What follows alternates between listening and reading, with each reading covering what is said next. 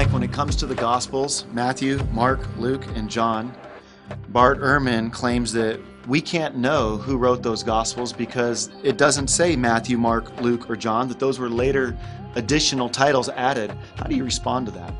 Well, I think he could very well be right that the titles Gospel according to Matthew, according to Mark, Luke, and John weren't in the autographs, the originals.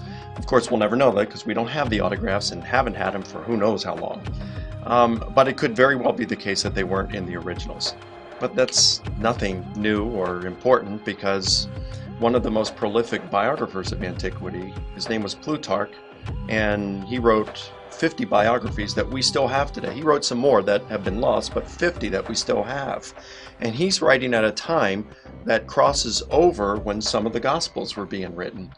And Plutarch's name doesn't appear once in any of those 50 biographies. So if we're going to say that we can't know that Matthew, Mark, Luke, and John wrote them because their name isn't in the title, well then we'd have to throw out all 50 of Plutarch's lives.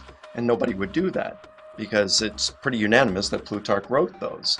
And the reason being is because we've got lists that include all of Plutarch's writings. And then you have ancient authors who quote from Plutarch's lives and cite Plutarch as Plutarch said or something like that.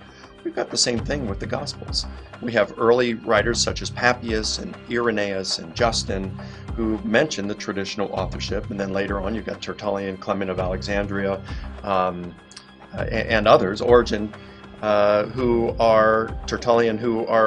many others who are using the traditional authorship of the Gospels. And for several hundreds of years, they're all one voice in saying these things.